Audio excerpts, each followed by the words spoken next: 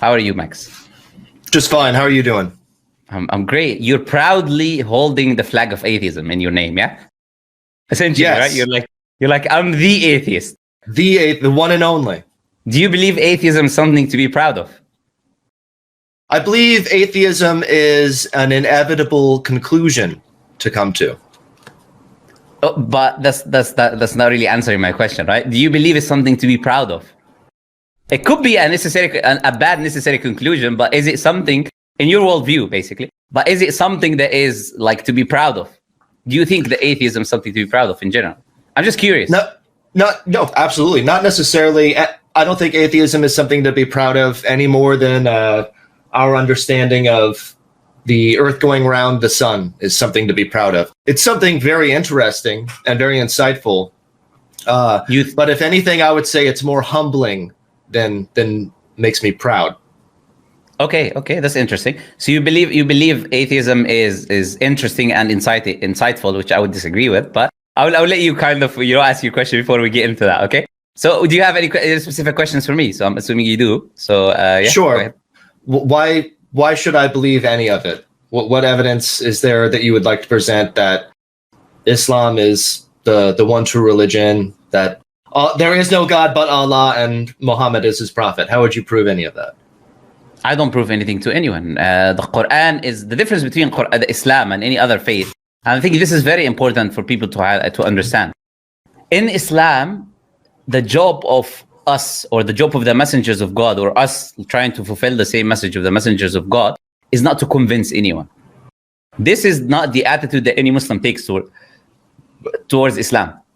The attitude that we take towards Islam is quite simple. It is delivering the message. Allah says in the Quran, وَمَا عَلَى الرَّسُولِ إِلَّا الْبَلَاغُ الْمُبِينُ. It's only upon the messenger to give a clear demonstration and delivery of the message.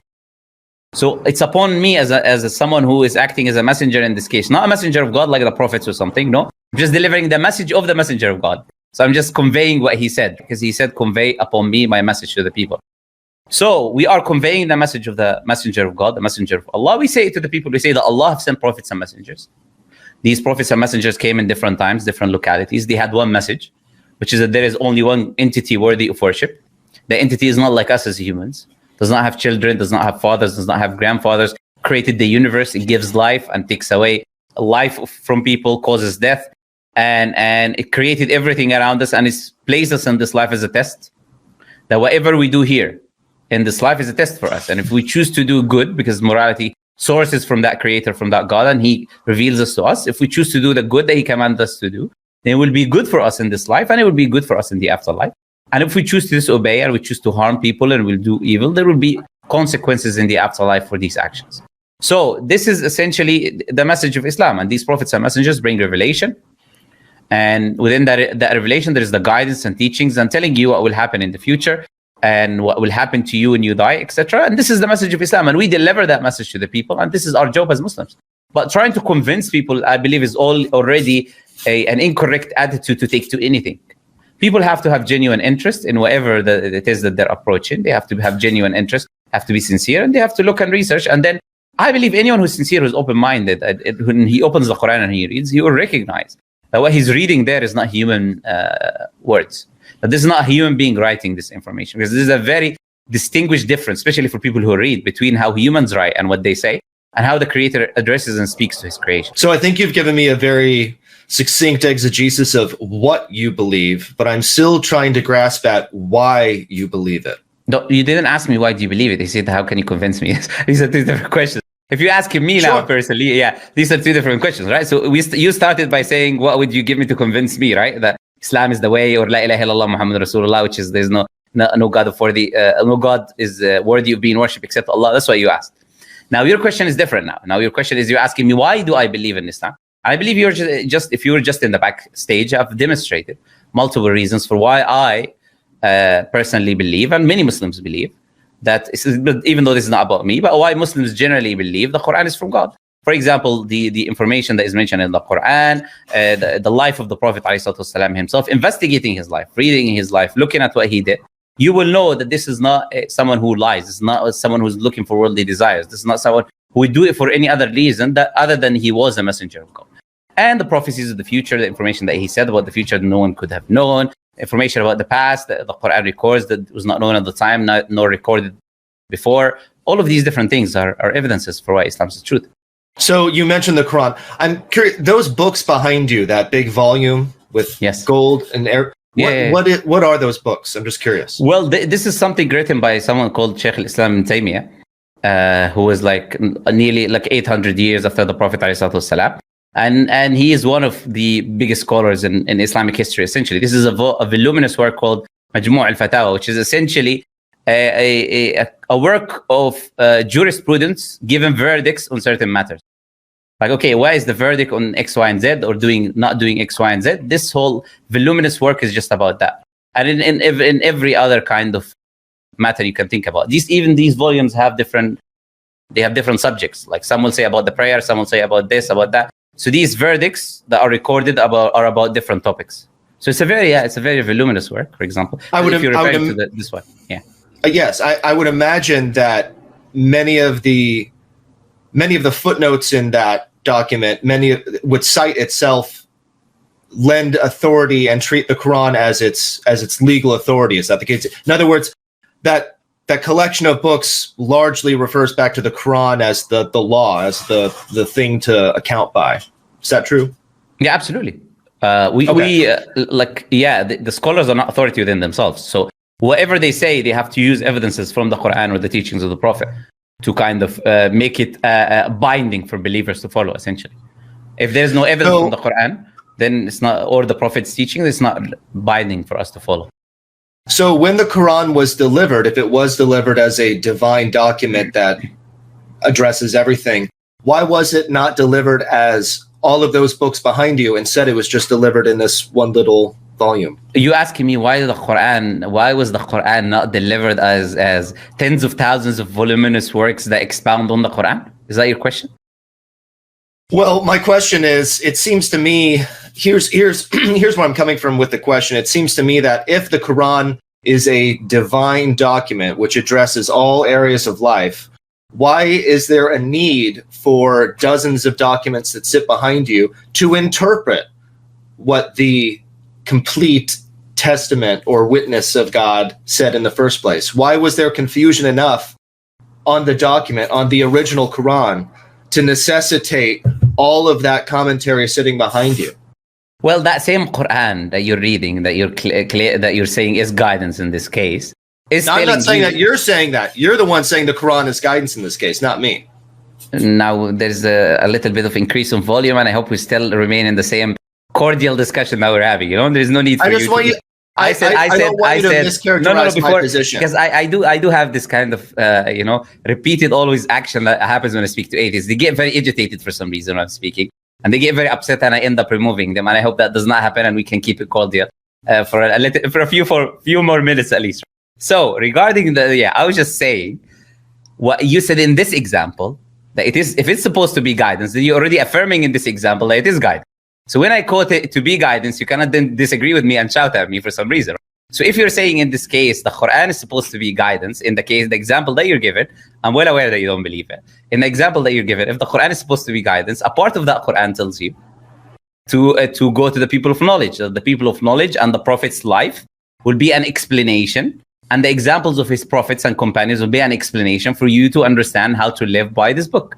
So that a part of the Quran directs you to those people of knowledge, because it's also directing you by guidance that, that not everyone has the same level of understanding. Someone might take the Quran and understand it very well. Someone might understand it less. That will need someone to help him, give him a little bit of expounding, teach him a little bit. That doesn't mean it's confusing. Expounding upon something which is wise does not necessitate that the statement that was made was confusing or incorrect. The Hadith, for instance. Yeah, the Hadith or anything. The Prophet is the example, as the Quran says, for us. For example, Allah says, لَقَدْ كَانَ لَكُمْ فِي رَسُولِ اللَّهِ أُسْوَةٌ حَسَنَةٌ. You had in the Prophet of Allah a great example for whoever wishes the last day.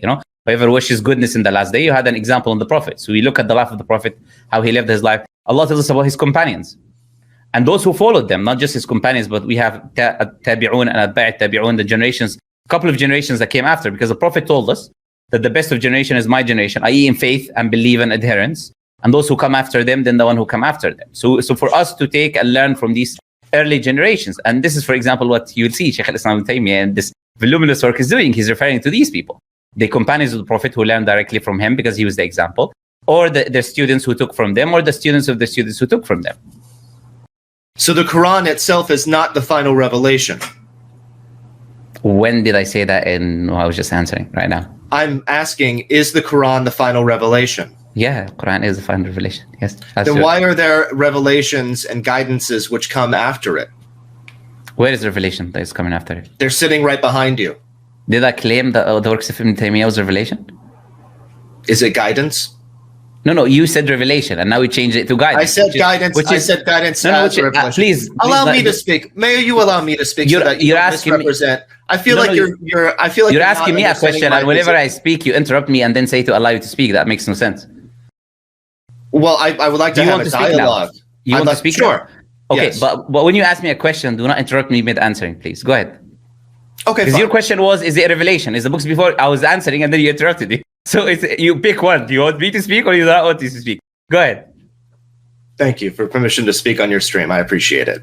So if the Quran is the final revelation, and that final revelation guides you towards the teachings which will come after it, and the teachings of the disciples of Muhammad and so forth, the Quran itself cannot be the final guidance and revelation, because there is additional guidance as revealed, as God says will be revealed to people who come after. For instance, the caliphs and the imams which came after.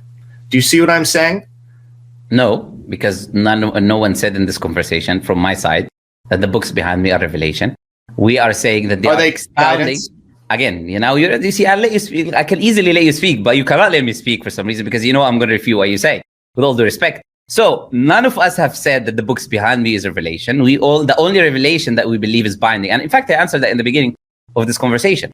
I said any scholarly work is not binding. And you were supposed to be listening to me. I hope you were. When I was describing that, I was clarifying clearly that whatever in this book, unless it's backed up by the Quran or Hadith, is not binding for me as a Muslim. So there is a lot of things that can be written here in this voluminous work that I can easily reject. I can say, okay, that's the opinion of a scholar at a specific point of time, but I do not need to accept because that's not a revelation coming from God that is expounding on the revelation, just explaining to me the revelation. But somehow either you're conflating explanation of revelation as revelation, which is obviously, no one makes that point ever in history, but it's a new point, so it's good to listen to new points of view. Go ahead. Yeah. So the expounding or the explanation that you just said that are in those books that you could choose whether or not to accept or reject. Did I characterize that correctly? No. Oh, you didn't say that? Okay. No. I said... You say it again. Oh, no problem. I'll say it again. I'll say it slowly. The books behind me is a work of a scholar. Scholarly work by itself is not binding. What is binding is the Quran and Hadith. So if a scholar gives evidence from Quran and Hadith, I follow it because it's Quran and Hadith, not because it's a scholarly statement. He's just explaining that scholarly statement or expounding upon that scholarly statement. The meaning of the scholarly statement, the meaning of that revelation, is not introducing new revelation or new meaning or an opposite meaning to what the text already says. Are you ultimately relying on your own interpretation of the Quran when deciding whether or not to abide by the teachings from those scholars?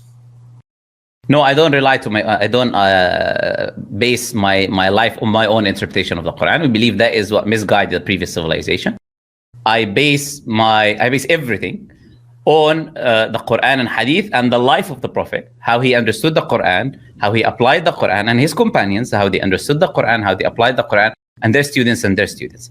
And the scholars who expound the meaning of the Quran, that the Quran itself tells me to learn from them. Are there scholars of the Quran whose interpretations and explanations of the Quran you personally disagree with? Absolutely, yeah. 100%. There's no doubt about that, yeah. There is many, absolutely. But it's not I personally disagree with. It's not that I personally disagree with. It's that they do not have sufficient evidence to back up their point.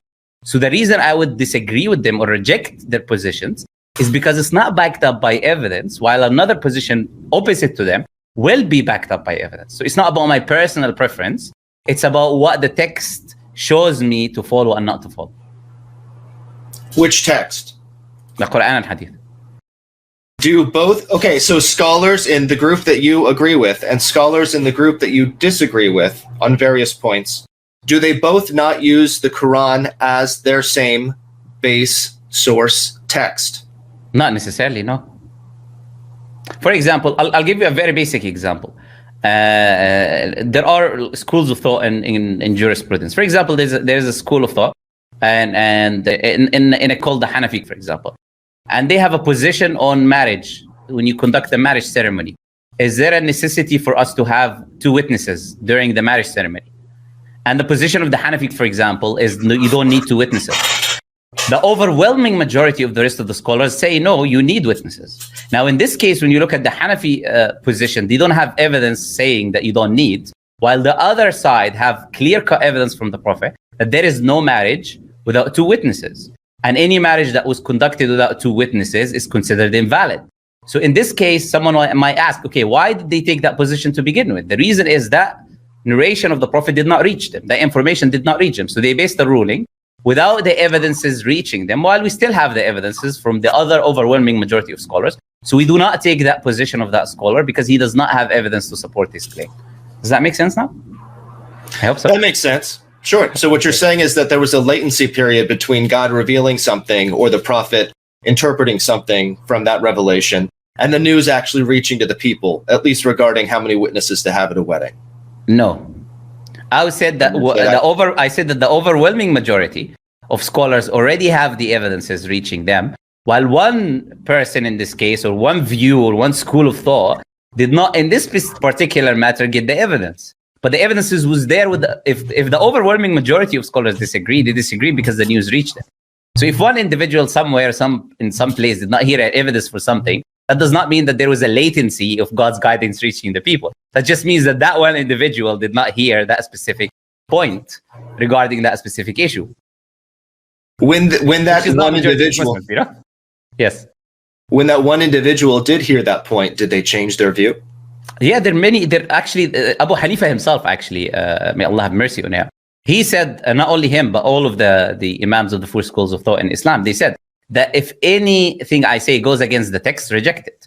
And whenever they saw evidences opposing some of what they believed in, they changed it. In fact, a prominent example of that is Imam Shafi'i, who was another imam of one of the schools of thought, the Shafi'i school of thought. He had one position when he was in one land, and when he traveled in Iraq and Egypt.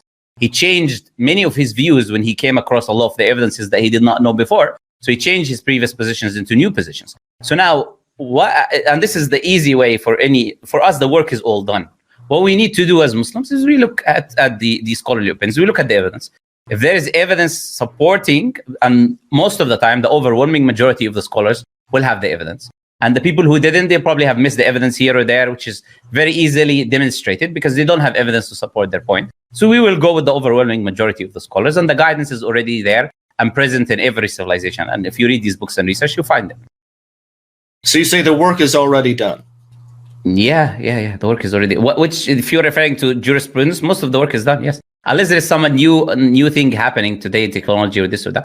Other than that, really, the work is done. Yeah, absolutely. If you open, that's why we have massive voluminous works like this, because these massive voluminous works expand on these evidences and positions.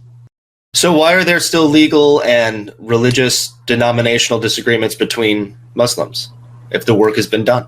If the matter is concluded? Yeah, because and I'm going to answer this, then I'm going to ask you a few questions, because I've given you plenty of time to ask me questions, and there are people in the backstage as well. So the reason is simple, is very simple. The reason is not everyone defers to the evidence when there's a disagreement. There are people who have diseases in their heart. There are people who like to follow their own desires. There are people who intentionally want to change the text. There are people with harmful intentions. There are hypocrites that pretend to be Muslims while they're not Muslims. There are many reasons why you'll have certain people disagreeing and changing teachings of Islam because they just don't like what the text says. And that does not change the reality that the guidance is there. And if you were to look, you would find the guidance in the end. And that the Quran itself teaches you. If you disagree over anything, you have to return it to the text. It's mentioned explicitly in the Quran in chapter 4 that obey Allah, obey the messenger and those in authority among you. And if you disagree over anything, if you differ over anything, return it to Allah and the messenger. So Allah tells us what to do. And not everyone follows the instructions given in the Quran.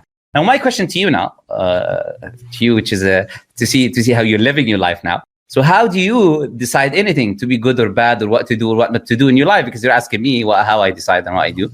How do you do it? I don't believe in good and bad. I believe in cause and effect.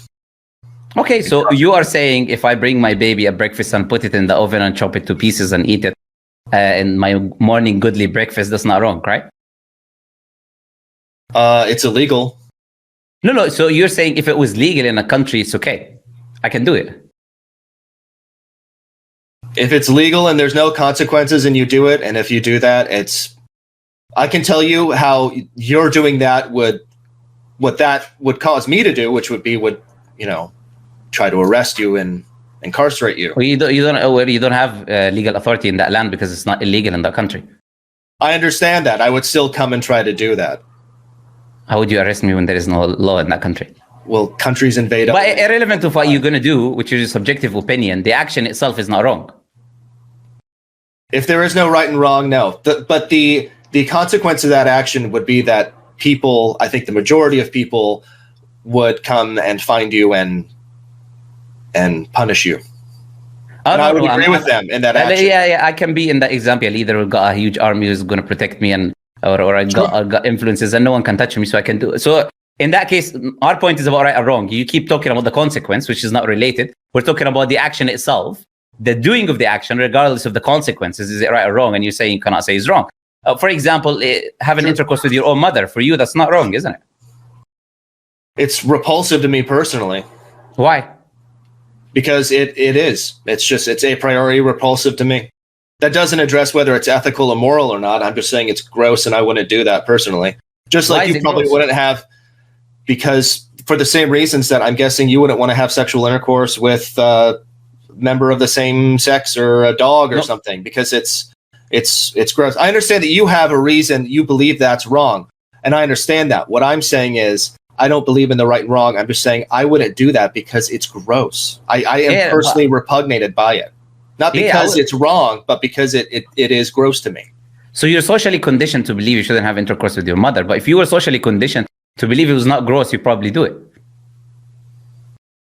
I mean, I love my mother, but she's not exactly my type either. So if I was socially conditioned to where that was more acceptable, based on the cause and effect, you worldview. Are you going to let me answer? I said if I was socially conditioned to where that was more acceptable, I still probably wouldn't do that, because that's just not my type. Love you, Mom. Oh, okay. So if your mom was your type, you would do it. And if it was socially acceptable, yes. I mean, if all things being equal, it's a much stronger possibility. It would certainly eliminate the obstacles and barriers psychologically, sociologically. I mean, we're asking a hypothetical, but as far as primate behavior is concerned, I suppose it's not too, down a rabbit hole. But it's sure. You're asking me whether it's right or wrong. I mean, let's talk about the genetic possibilities. Right, it could be that that kind of coupling between a kin so closely related here, trying to keep it clean for YouTube, would probably not have a genetically viable offspring. So there is an evolutionary reason why I am repugnant. Yeah, you're not going to have children. You can use contraceptions. Okay, well, I'm saying there is an evolutionary reason, which was the overwhelming majority of human history where there was no contraception. I'm saying that because of that, but we're living today. There's an understanding why. I understand. You're asking, well, maybe you're not asking, but I'm telling you, part of why we find that repugnant and gross and disgusting. And it's because genetically that's not a very viable thing to do. And it's also not very viable for certain primate sociological structures.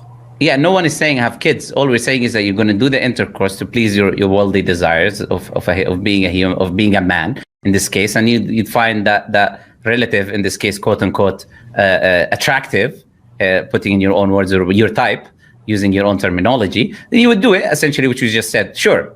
So, and this is now, and I'm going to finish with this. I think this is enough for us as a demonstration of the atheistic worldview. And this is why I asked in the beginning of this discourse and discussion: do you think atheism is a positive thing, or is something to be proud of?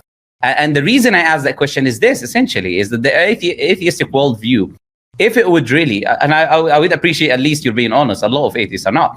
So if it was actually applied in reality and it was taken to its necessary conclusions, it would lead to nihilism, which you don't have a right or wrong, you don't have objective morality, you don't have right or wrong, so it's all cause and effect. Right. And it will lead that me literally killing someone, hypothetically in this case, would be rearranging atoms. It would not really be wrong for me to eat my baby at breakfast and cook it and clean and you know, wash it in the sink or something. That would be okay, there's no problem. And that is why atheism is the most dangerous ideology that can ever exist if it were adopted by human beings or taken to its logical conclusions. And that's why always throughout history, the most vicious people in killing and murdering human beings, like Mao in China and his likes, and Stalin and those people, were atheists, because their necessary conclusion of their worldview is that there was no right or wrong. So it doesn't matter that what I'm doing is not wrong, essentially. It's just just the rearranging of atoms. So I think people should be very worried, and this is a very great testimony, people watching, to be very worried if their children want to become atheists or moving into atheism, or if atheism is ever taken a strong authority within a community, because it will end up leading us to this path of extremism in every way, shape, or form if people take it to its logical conclusions. Anyways, we had a nice chat, at least not the end, but maybe the beginning part. And I will let you go now because there are like full backstage as well, and I really need to end soon. There are so many people there. Okay, so okay, let you go, Max. I really commend you for having this for an invitation for open discussion. Lopsided though it may be, it's your stream, but it's valuable, and I really appreciate you doing that. Thank you for having me. No problem. As Muslims, we allow intercourse always. Absolutely. We don't have any issues with. Yes. Muslims invented algebra. I mean, when intercourse happens, it's good, and that's why we need to have more of it. I commend you as being part of that tradition. Thank you. No problem. Bye. Thank you.